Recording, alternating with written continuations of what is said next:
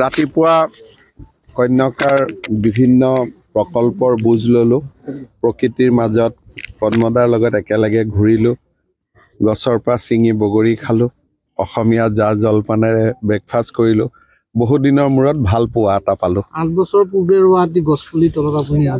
আজি গছপুলিৰ মহানিমৰ গছপুলি এডাল 2016 চনতে মই ৰুইছিলো এতিয়া লহপহকৈ ডাঙৰ হৈছে নিম গছডালৰ লগতো ফটো উঠিলো কোৰ্স হ'ব তাৰ কাৰণে আমি এখন কমিটি বনাইছো যিখন কমিটিত জেএনইউৰ ভাইস চেঞ্চেলৰ আছে যিখন কমিটিত নালন্দা বিশ্ববিদ্যালয়ৰ ভাইস চেঞ্চেলৰ আছে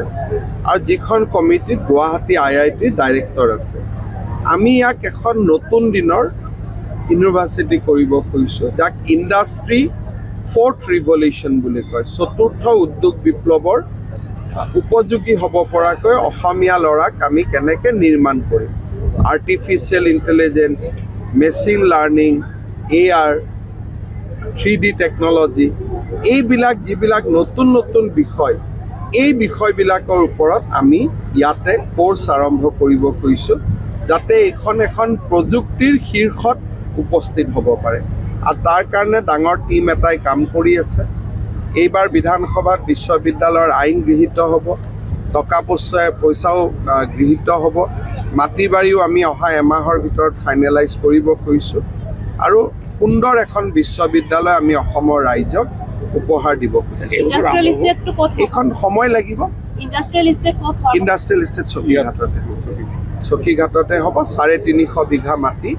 ইয়াত আমি যে 1000 বিঘা ৰাখিছিলো তাৰ 350 বিঘা মাটি আমি আবলন দিছো ইণ্ডিয়াত এখন গঠবন্ধনটো দল আপুনি কেইটামান আজি বিজেপি জইন কৰাৰ কথা অহা কালি কেইবাজনো অৰাজনৈতিক ব্যক্তিয়ে ভাৰতীয় জনতা পাৰ্টিত যোগদান কৰিব ডেফিনেটলি 2-4 জন ৰাজনৈতিক ব্যক্তিও যোগদান কৰিব কিন্তু ৰাজনৈতিক ব্যক্তিৰ লগে লগে যিসকল সামাজিক সংস্থা আইন চাৰ্টাৰ্ড একাউণ্টেণ্ট ডক্টৰ ইঞ্জিনিয়াৰ এই ধৰণৰ লোকসকলক ভাৰতীয় জনতা পাৰ্টিত যোগদান কৰাবলৈ আমি এটা প্ৰচেষ্টা লৈছোঁ যাতে দলটোৱে দলৰ মঞ্চৰ পৰাই অসমৰ বিকাশত অৰিহণা যোগাব পাৰে পলিটিক্যাল মানুহ ডেফিনেটলি জইন কৰিব কিন্তু আমি নন পলিটিক্যাল মানুহ বা আজিলৈকে নন পলিটিক্যাল হৈ থকা মানুহক আমি আমাৰ দলত বেছিকৈ যোগদান কৰাব খুজিছোঁ আৰু তাৰ কাৰণে আমাৰ এটা প্ৰক্ৰিয়া চলি আছে